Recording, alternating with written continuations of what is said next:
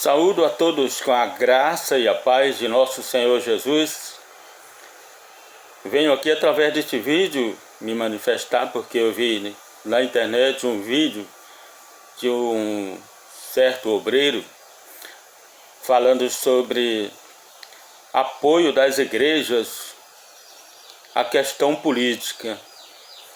E ele falou também que muitas igrejas abriram mão da palavra de Deus nos púlpitos para falar de política.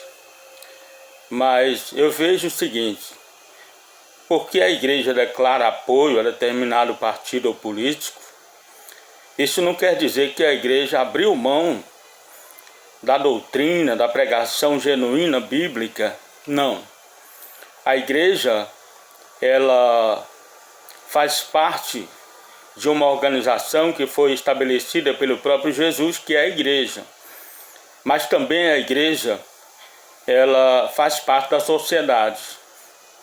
E sendo assim que a igreja faz parte da sociedade, ela tem um compromisso também social e político.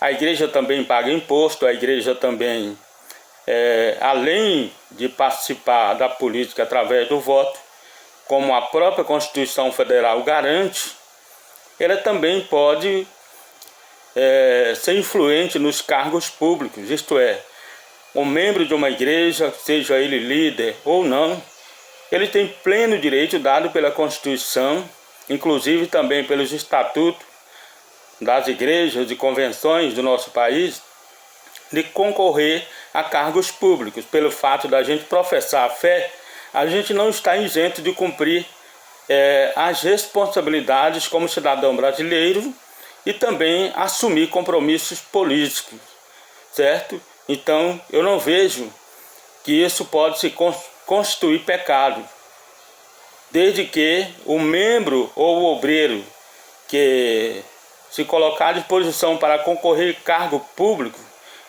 não venha esquecer do seu compromisso de fé, mas que ele possa continuar honrando a sua fé em Cristo Jesus e seguindo princípios. A questão do apoio da maioria das igrejas brasileiras a determinado partido político, a igreja não está apoiando um político em si. Nós, a igreja, primamos por princípios que nós pregamos e vivemos. Então, a gente consegue se adequar e apoiar partidos políticos que realmente apoiam nossos princípios. O que a igreja não pode fazer é votar em partidos ou políticos que são contra declaradamente os nossos princípios. Isso não é simplesmente uma questão política, é uma questão de caráter. Então nós defendemos Deus, pátria e família, defendemos a ética, defendemos os bons costumes.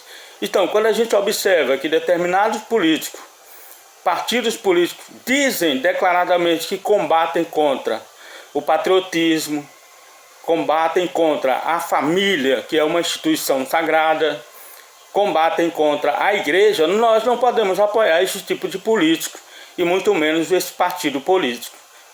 Esta é a minha visão e a minha colocação com relação à política. Eu vejo que a igreja ela tem que ser muito mais influente na política, sim, inclusive os líderes.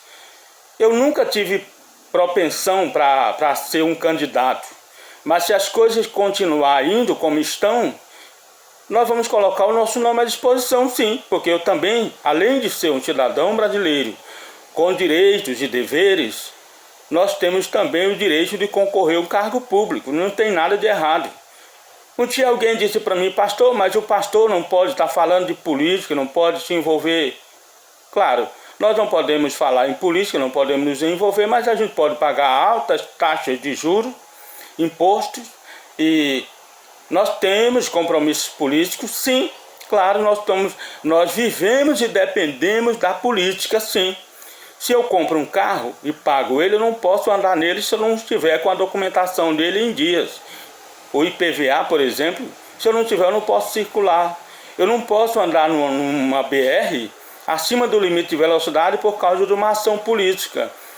Então, a saúde depende de uma ação política, a educação depende de uma ação política, inclusive a ação das igrejas no país depende sim, porque se nós tivermos a má sorte de eleger um político que é contrário aos nossos princípios, ou começar a perseguir a igreja, a culpa vai ser nossa, porque nós apoiamos esse político.